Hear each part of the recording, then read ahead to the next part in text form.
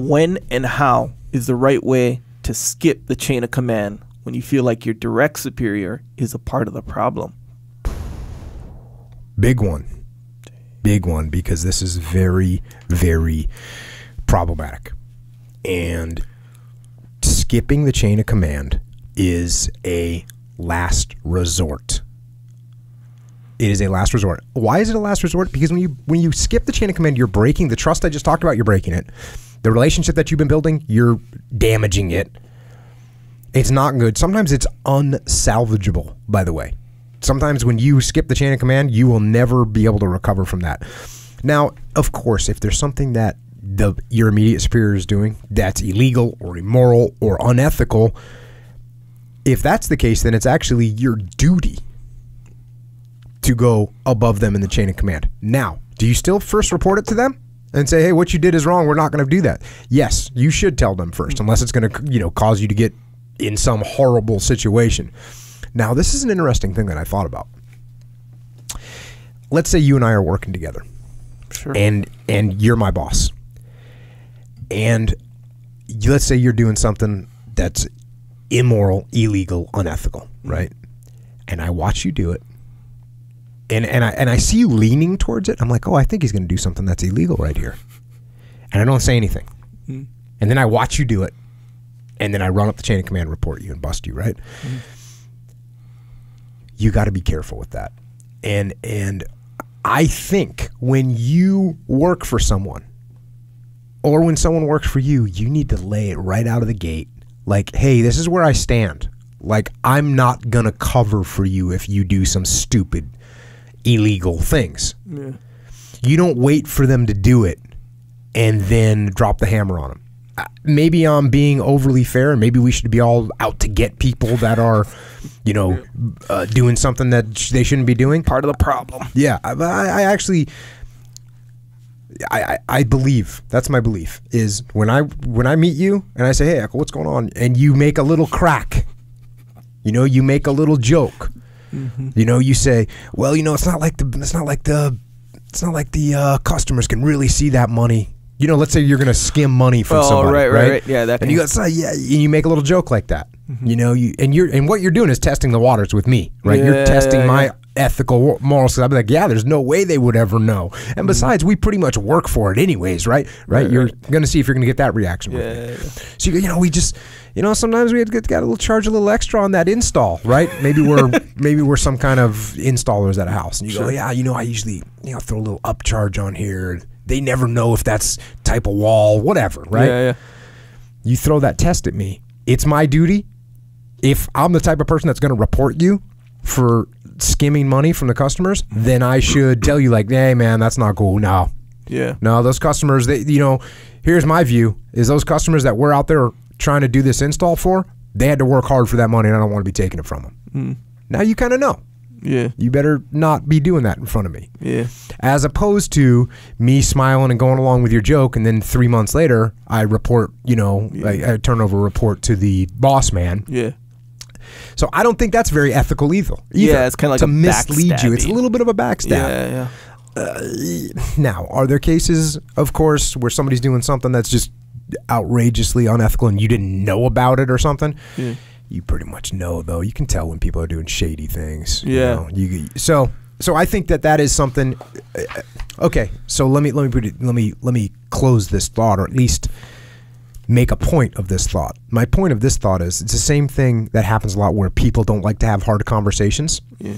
So it's an easy conversation when you say, those customers never know where their money goes, and it's only $12 a thing, and it's no big deal. The easiest thing for me to do is to smile and say, yeah. Right? Yeah. That's the easy, and that's not that big of a deal, right? It gets so much harder. The further we go down that road, it gets harder and harder and harder, because then you start saying, hey, it's only, we've been skimming like $12. Guess what? They never noticed this other charge either, and I can get them for $62. And then all of a sudden it's a harder conversation. So have the hard conversation earlier. It'll make it easier for you. So that being said, now how do we escalate above you in the chain of command. First of all, my goal is to not escalate above you in the chain of command. My goal is to actually raise the situation to you and bring it up to you and say, hey, Echo, the way we've been doing this job, I think we should do it a different way. I think there's a better way to do it. I think there's a better way to treat the customer, whatever the thing is, better way to attack this target, whatever the thing is.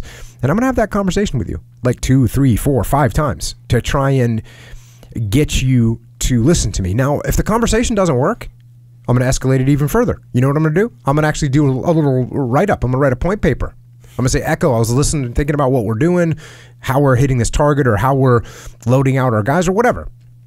And I'm going to write you a point paper, and I'm going to lay it out for you. I'm going to lay out what my plan is, what the cost benefits are, and make that very clear to you.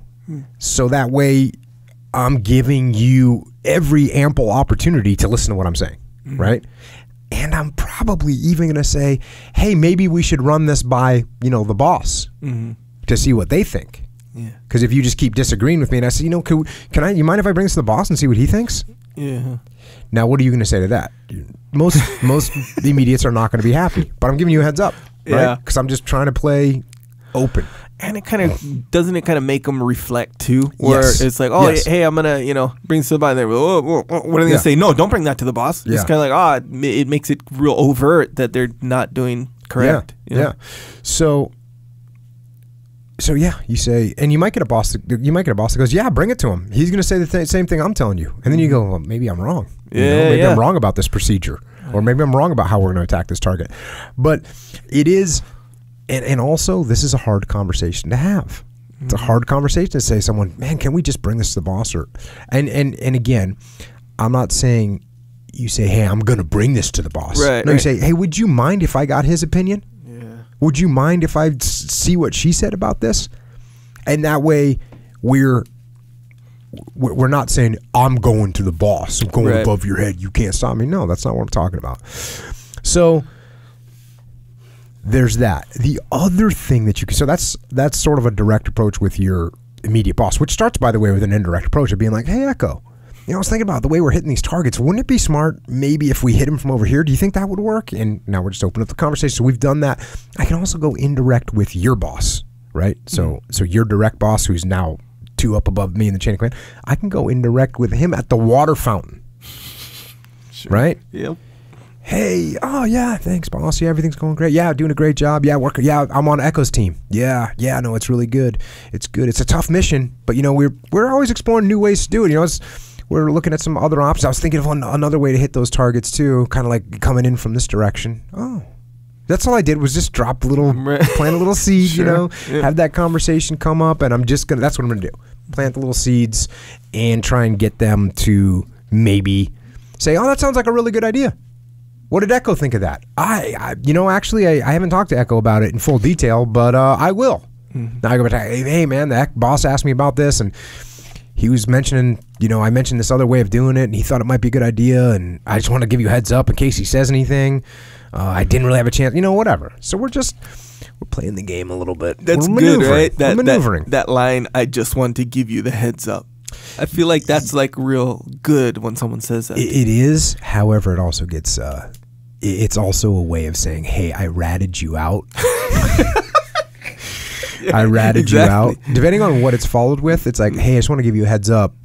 The boss, asked me about this, and I didn't know how to respond, so I said this, and he might come and talk to you. So I just wanted to give you a heads up. Right. That's different than hey, just to give you a heads up, I talked to the boss earlier today. I told him what your deal is. Something like that. That's not going to go good for you. I can see that.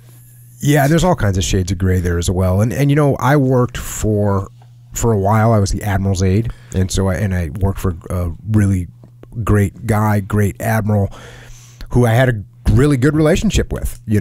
And if I needed something, he was going to give it to me. And so when I was a task unit commander, which is what job I went to immediately when I got done working for the admiral, I literally had a direct line to the admiral because I had his cell phone number. I had his office number. And if I wanted to call him, he wanted to talk to me because we were friends.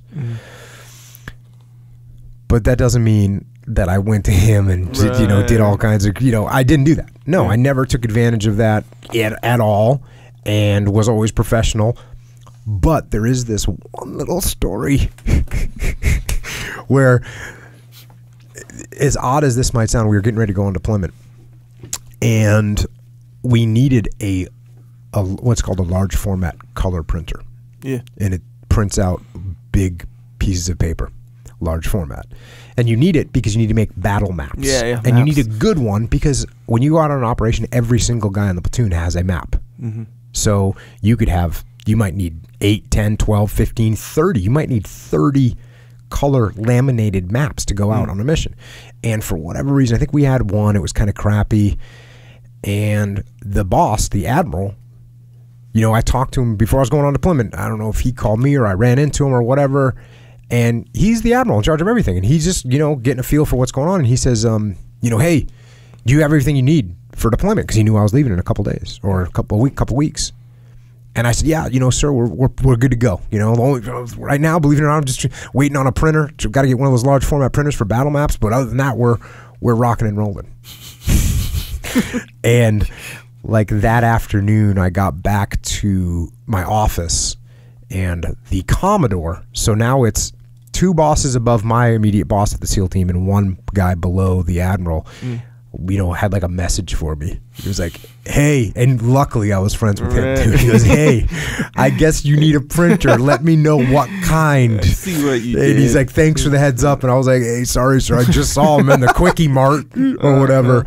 But yeah, you don't want to abuse that stuff at all. And you gotta be smart about it. And it always is. I'm telling you, it's not good to skip the chain of command. It really isn't. It generally is not gonna benefit you. It's generally gonna put you in a bad situation. It's gonna give you less leverage with your immediate boss. Because if I went above the chain of command on you, even if you get redirected by our boss, you are pissed. Yeah. And you're gonna sabotage. Yeah, it's a version of going behind someone's back. Oh, for sure, right? It is. Yeah, and it almost even feels like even if you tell them, it feels like, oh, you're going above my head. Yeah, you're going behind my is. back. It's a tough one. Yeah. You gotta use caution with that one. And also, I'll tell you what else it is. It appears to be the easy way out. Like if you're not listening to me, I'm just going to go above the chain of command. Instead of me influencing you, explaining to you, writing point papers to you, building a relationship with you so that you trust me, instead of doing all those things that take time and effort and tact, I'm just going to skip the chain of command and tell your boss. That's another negative about it. It's a cop-out. Right. You shouldn't need to do it. I can't, like that printer story I just told, other than that, me going above the chain of command, and that was almost a comical thing. Like I said, I was friends with the Commodore too, who always took great care of me and was laughing when he left the message. Like, oh, thanks for the heads up. He wasn't mad when he said that. He was, he was laughing because here I was getting ready to deploy to Iraq, and what I want is a printer. That's what we need, which can tell you how dialed in we were and how much great gear we had, because the only thing that was left that we needed was a printer. That's where I was at. I got everything we needed, but I needed a printer. So you went above his head, and I get it. For the printer. But you got to, other than that, it's really hard for me to think of other times in my naval career where I went above someone in the chain of command. It just didn't happen. I'm going to take the time to build a relationship with my immediate boss, and they're going to do what I want them to do. Yeah. They're going to give me what I want them to give me. They're going to support me the way I need to get supported. That's what I'm going to do. Yeah. That's leading up the chain of command. Skipping the chain of command isn't really leadership. Yeah. So try not to do it. Kind of like when you're a kid and you got to deal with your older brother or something, but instead of dealing with him, you go and tattle on him or something like that. Yeah. That's how you feel. Yeah, no, it's the same similar thing. Not that my little brother tattled on me ever in his life. Yeah. Interesting how and it seems like this is a common theme too, how you're like you want to try the most and the best you can to deal with it yourself, like the most. For sure. Like from the beginning. Own it. I mean, just like how you were saying how like if you got to fire someone, where you want to get to the point where deal with it in the beginning. Yes. Yeah, like you can't like just let them do the wrong thing and be like, yeah, that's cool. Let them do it for years and then be like, you know what, you're fired because of all these wrong things and you didn't even bring it up. And think about this too, like on the unethical things, you might be, again, I'm gonna walk a fine line here, but you might not recognize you might not recognize that what you're doing is unethical. You might be like, hey, Jocko, you know what I do is I always hit everyone with this little extra $12 charge, you know, no big deal. No one ever notices it. And, you know, we're working hard. And you might just, hey, man, it gives you food for your kids and you're working on a bunch of rich people's houses so they can afford $12. And it's not that big of a deal to you. And maybe somebody that you started working for did the same thing, and that's kind of just the standard operating procedure. Yeah. Whereas if I was like, man, you know what? That's not good. You know, that's actually, it might not seem like a big deal, but you're taking money. You know that puts money on your table, feeds your kids. It's taking money off their table. Yeah. You know, and whether they're rich or not, money's money. Yeah. I don't feel like we should be doing. You know what I mean? I might awaken you and get your ethics back on track, and you might be a good dude. Because just because someone was skimming some money doesn't mean they're a horrible person, right? It means that they went down the wrong path. And just because someone goes down the wrong path doesn't mean they can come back.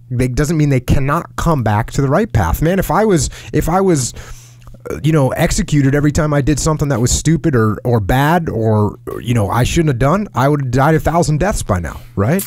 Yep. We grow up and we learn these things. We become better people, but we only become better people and we only learn these things if somebody teaches them to us. Yeah. Now we can learn the hard way, which is, you know, all of a sudden someone looks at you and goes, wait, what's this charge for? $12. And then they pull up all your receipts for the last 5 years you've been working here. And then they realize you've stolen money from the company and stolen money from these customers, and they're going to prosecute you. Yeah. Because stealing over X amount of dollars is a felony. You know what I mean? So then you learn your lesson. But that's not the lesson we want to learn. So having those tough conversations like you're talking about, having them up front, and whether it's, you're right, whether it's counseling somebody, whether it's dealing with, you know, my boss who I want to tell, like, hey, I think there's a better way to do this. Any of those, the earlier you do them, the easier they are to have. And the longer you wait to do them, the harder they get. Yeah. So also too, it's just an overall help. Like, I don't know, it's hard to not draw the analogy, not the analogy, but the comparison between like your boss and subordinates type situation and parenting kids. You know, like, for sure. Just like how you're saying, sometimes people don't know necessarily that it's unethical, or they don't know it's that unethical or something like that. That's it. I mean, in my situation with kids, like, they don't know. Essentially, they don't know better, you know? Like, I don't know. You take a permanent pen and you draw all over the walls. You're 4 or 5 years old, and you're like, yeah, sure, I've been drawing on paper this whole time, so there's no reason for me to think, sure, I should draw on the walls, but there's really nothing to tell me not to. So they do it, and then they go get, like, beat or something like that, or just yelled at or something, some punishment, straight up punishment, instead of, you know, okay, you didn't know that, you have to know this. You know, it's like that kind of stuff. I gotta tell a story. I was going through officer candidate school, and there's a manual when you're going through officer candidate school. I can't remember what it is, but it's all the rules of officer candidate school. Everything this is how your uniform's supposed to be, this is the way your locker's supposed to be, these are the way you stand in line at the chow hall. Every single rule is in this book, and I forget what it's called. So you live by the code of this book, and it's very specific rules. And there was a kid who was going through officer candidate school with us, and he was from another country. He'd been raised in another country and became an American citizen. But he was from another country and grew up in a really poor, kid. So good for him. I mean, he had achieved an incredible amount, finishing college, going to officer candidate school. It was awesome. But he had some habits from growing up in the third world that were a little bit different for Americans. And one of the things that he would do is he would urinate in the shower. And not just while he was taking a shower, but when you come back from a class or something, everyone have to go to the bathroom at the same time. And so, guys would go in and they'd fill up the urinals, and then there's nowhere to piss. So what are you going to do? Oh, well, he would just go in the shower, and it's a big open shower. You just go in there and piss right in the drain like it was nothing. Toilet, shower. Yeah, toilet, shower, whatever. Dang. And one of the American kids, and I'm calling them kids, these guys were all, actually, we had some of them were new kids, fresh out of college. The kid that was urinating in the shower was fresh out of college, and one of the older guys who was like me, was a prior enlisted guy.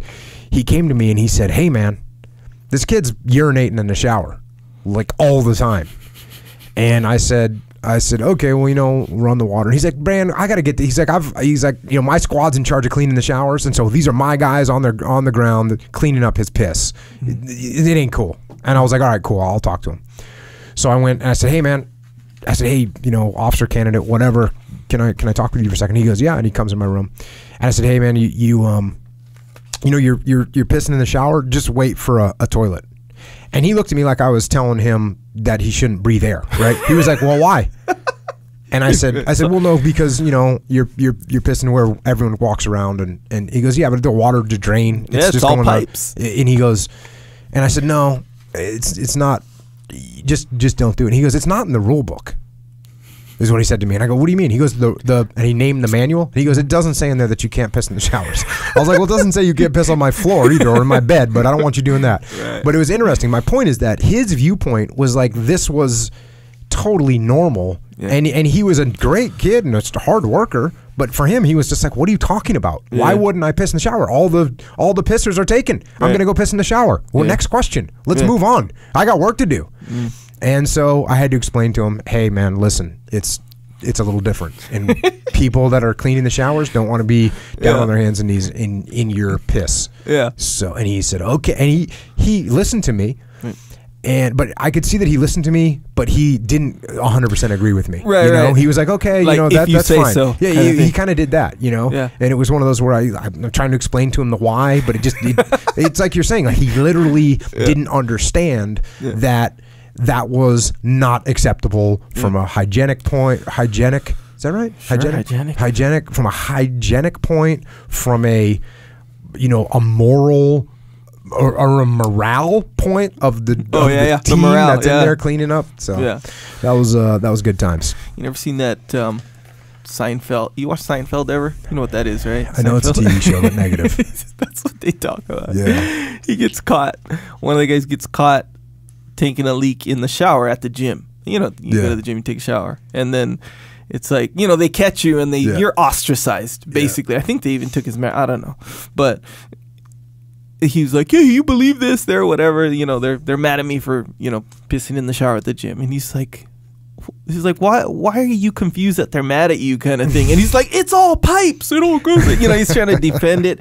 And you can kind of see where in a small, teeny tiny way, if you don't think about it, why not? It's going down the drain. You're not pissing on the people. Hey, I was deployed on a ship, and I was an officer. I was an ensign, so I just moved up from the troop berthing where I used to be with the enlisted swine. That's what we used to proudly call ourselves. Sure. And all of a sudden, I was up in the officer area, in the what do they call those areas? The officer country. Sure. So they have little signs, officer country. No enlisted allowed. Elitist. Yeah, totally elitist. So I'm in there and I'm living with.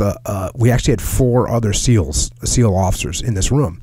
And one of the SEAL officers, there was a sink in the room, but no bathroom. So you just had a sink. You could brush your teeth, shave, whatever. But if you wanted to go to the bathroom, you had to go down the hallway where the showers and the pissers were. And so one night, I'm like get stirred awake by some noise, and I see one of my fellow officers is pissing in the sink, right? In the sink. And, I was like, hey man, what are you doing? He's like, I'm not walking all the way down to the bathroom. And I was like, yeah, actually, yes, you are. That's where I brush my teeth, Holmes. And he was the same way. He was kind of surprised, like, what's wrong with you? It's just piss and it's the same pipes. But I was like, no, do me a favor. Just walk on down there. What if he urinated in the sink regularly, but every single time when he was done, he scrubbed the sink with like Lysol and stuff? Bro. It's all psychological at that point. Well, it's not just psychological, but that doesn't even make it worth it. Now you might as well walk down there. Right, I dig it, but like, what if that was just his thing? I mean, how would you feel about it? Don't piss in my sink. Yeah, right. It's like a what do you call it? Like a customary, almost, for reasons, of course. Yeah, the reason is don't piss in my sink. No, you gotta think about. Actually, in college, we played football, and we had like a nice facility too, at UH. But the showers were like, guys would do it all the time. But the showers were shaped different, where, like, let's say you're facing the shower, right? Or you're facing the wall. At the bottom of the wall was like a gutter, trench, a trench, so it went down. So if you did, and one guy's would, it would go down. You weren't ever standing in it, So if you're standing in it, that's like obvious, But guys would do it. And when I first saw it, I was like, dang, you're just openly doing it. Like one of this guys, I actually mentioned his name before. I'm not gonna mention because it's pissing in the shower, but he's like talking to me while he's pissing in the shower, almost like it was a straight up toilet. It was understood. And he's like, yeah, I'll talk to me. And I'm like, all right. That's how. So again, it's more like the ethics of the culture almost. It's what it seemed like. Yeah, what it seems like to me is don't piss in my sink. I agree. That's what it seems like the me. sink is different. Sink is a totally different ball game. Yeah. Shower, okay, understood, right? Like you said, it goes down the drain. Yeah. There's water flowing all over it. Yeah, you're washing off anyway. You're washing off. There's soap coming over it. But you know what? I got a good idea. Just as a general overall rule, piss in the toilet. Yeah, try the toilet. Yeah, it's way better. Do that one. Yeah, the same way you're probably not going to brush your teeth in the toilet. Yeah, you wouldn't do that. That's what the sink is for. Now, if you want to brush your teeth in the toilet, have at it. I won't be mad at you. I'll be mad at you, bro. I don't know if I can hang out with you as much or whatever, but yeah, I understand. It makes sense. And we're talking about pissing in toilets from talking about skipping the chain of command. Oh yeah, that's right, because the guy at OCS, Officer Candidate School. Yeah, you got to pissing in the shower. You got to let him know. Yeah. You got to have the hard conversations. I wonder whatever happened to him. He was a hard worker. Where was he from? Somewhere like Vietnam or Laos or something. Maybe Thailand. Yeah. Some Asian country, Southeast Asian country. Yeah. Hard worker and smart. Yeah, I would say yeah. My opinion about taking a leak in the shower is you shouldn't do it. But if like this guy who's like, oh, that's normal, that doesn't like totally surprise me though. Yeah, no, it doesn't totally surprise me. But makes sense that guys didn't like it though, for sure. Next question.